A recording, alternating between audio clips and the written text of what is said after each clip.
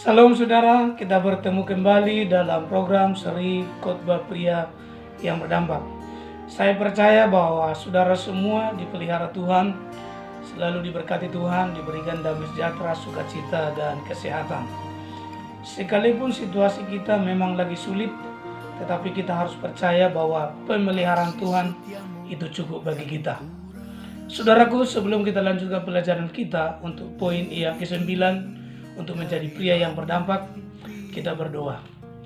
Bapa di sorga, dalam nama Yesus kami mengucap syukur untuk kasih-Mu yang besar atas kami. Terima kasih buat pemeliharaan-Mu. Terima kasih buat waktu yang Kau berikan kepada kami untuk mendengarkan firman-Mu. Kami percaya firman-Mu sanggup mengubah hidup kami. Kami terima firman-Mu, dalam nama Yesus kami berdoa. Amin. Saudaraku, sebelum saya sampaikan poin yang ke-9, saya akan ulang dari poin yang pertama untuk menjadi pria yang berdampak berkat.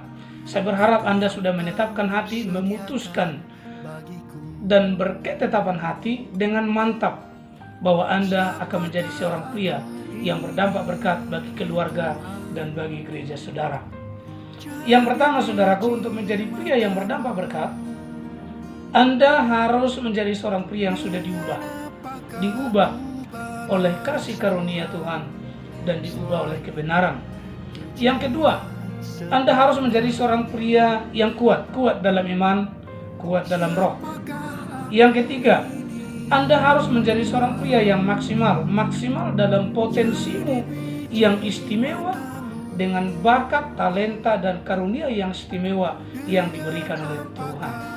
Yang keempat, Anda harus menjadi seorang pria yang berhasil menjadi imam bagi keluarga saudara. Dan ingat, tugas imam ada 3, berdoa, mendengar, dan melayani. Yang kelima, Anda harus menjadi seorang pria yang dewasa dan bertanggung jawab. Dan ada 4 tanggung jawab seorang pria. Jangan lupa, saudaraku, menjadi pria dewasa dan bertanggung jawab. Kedewasaan seorang pria tidak diukur dari seberapa tua umurnya, tetapi seberapa banyak dia mengambil tanggung jawab dan menyelesaikannya. Yang keenam, untuk menjadi pria yang berdampak berkat adalah Anda harus menjadi seorang pria yang sudah mengalami kepemimpinan yang diubahkan. Kepemimpinan saudara sebagai seorang pria telah diubah oleh kebenaran, diubah oleh kuasa Tuhan. Dan untuk itu, Anda harus belajar karakter Kristus. Saudaraku, itu yang keenam. Kepemimpinan Anda sebagai seorang pria telah diubahkan. Yang ketujuh, Anda harus menjadi seorang pria yang lembut dan tegas. Caranya tetap juga kita harus belajar kepada Yesus dan belajar mengenal Bapa surgawi kita. Yang kedelapan, untuk menjadi pria yang berdampak berkat adalah Anda harus menjadi seorang pria yang cakap dan cekatan, tidak lambat dan tidak lelet. Kenapa, saudaraku?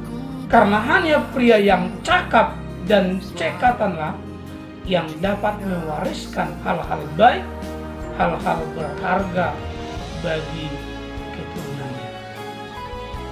8 poin untuk menjadi pria yang berdampak. Sekarang saya mau sampaikan poin yang ke-9. Untuk menjadi pria yang berdampak berkat, Anda harus menjadi seorang pria yang bersikap benar terhadap istri saudara. Sekali lagi, untuk menjadi pria yang berdampak berkat, Anda harus menjadi seorang pria yang bersikap benar terhadap istri saudara. Kenapa itu poin yang ke-9?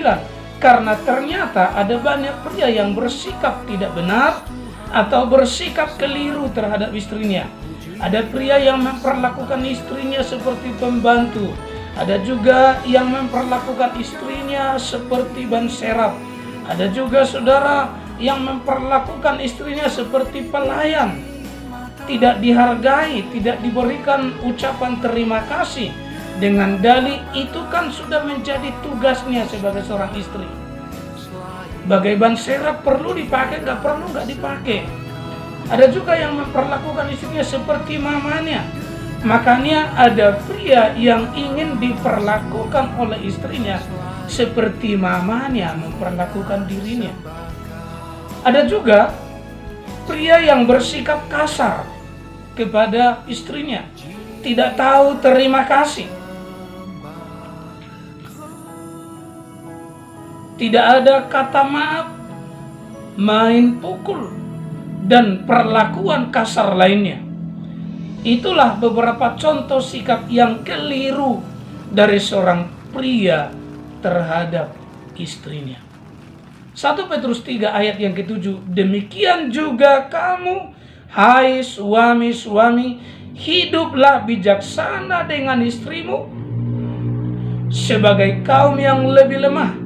Hormatilah mereka sebagai teman pewaris dari kasih karunia, yaitu kehidupan, supaya doamu jangan terhalang.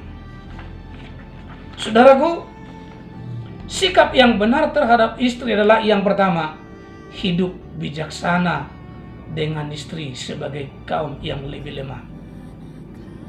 Saudaraku, hidup bijaksana itu berarti hidup dalam pemahaman, dalam pengertian dan pengetahuan yang benar terhadap istri. Sebagai seorang wanita, sebagai kaum yang lebih lemah, sebagai seorang pribadi yang memiliki kebutuhan, kelebihan, kelemahan, dan kekurangan.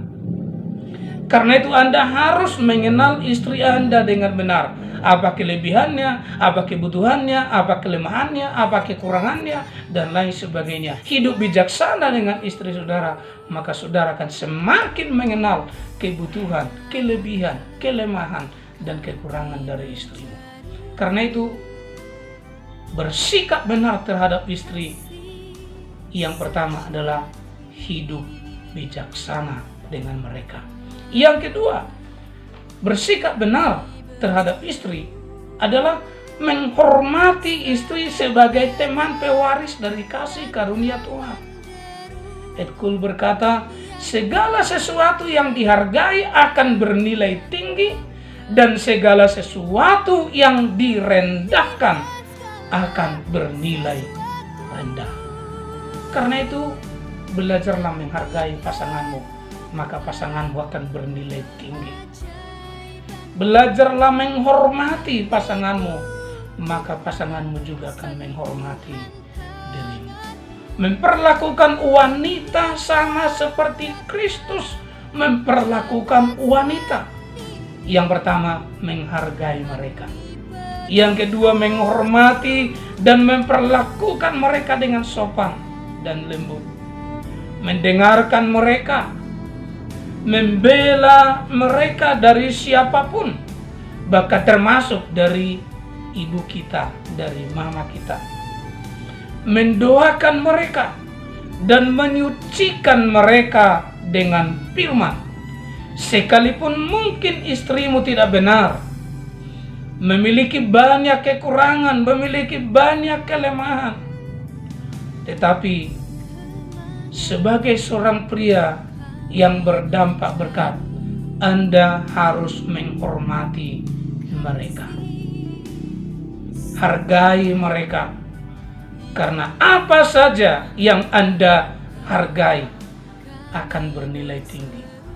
Ketika Anda menghargai seseorang, maka Anda akan mendapat penghargaan dari orang tersebut. Karena itu saudaraku, sikap yang benar kepada istri yang kedua adalah menghormati mereka. Efesus 5:28-29 berkata, demikian juga suami harus mengasihi istrinya sama seperti tubuhnya sendiri. Siapa mengasihi istrinya, mengasihi dirinya sendiri, sebab tidak pernah orang membenci tubuhnya sendiri, tetapi mengasuhnya dan merawatinya sama seperti Kristus terhadap jemaat. Karena itu saudaraku, hormatilah istrimu. Saya percaya ketika Anda menghormati istri, maka Anda juga akan dihormati. Ketika Anda menghargai pasanganmu, Anda juga akan dihargai. Ketika engkau hidup bijaksana dengan pasanganmu, maka engkau akan menemukan kebahagiaan, kau akan menemukan sukacita, kau akan menemukan damai sejahtera, dan engkau juga akan mendapatkan penghargaan yang setinggi-tingginya dari pasanganmu. Mau menjadi pria yang berdampak berkat, jadilah pria yang bersikap benar terhadap istrimu. Sikap yang benar terhadap istri, yang pertama adalah hidup bijaksana dengan mereka.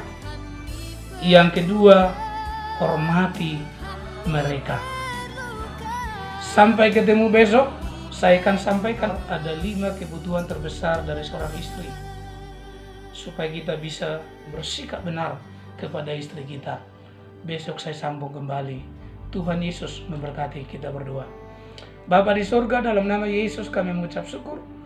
Biarlah firman-Mu yang kami dengarkan hari ini termeterai di hati kami, menjamah, memulihkan hati setiap pria, sehingga mereka berubah menjadi pria yang bersikap benar terhadap istri mereka. Mereka hidup bijaksana dengan istrinya, dan mereka menghormati istri mereka sebagaimana Kristus memperlakukan mereka. Terima kasih Tuhan, terpuji nama-Mu, dalam nama Yesus kami berdoa. Amin. Jangan lupa saudaraku, like, share, dan komen, serta subscribe. Ketika Anda melakukannya, Anda sudah membantu pekerjaan Tuhan. Shalom, Tuhan Yesus memberkati.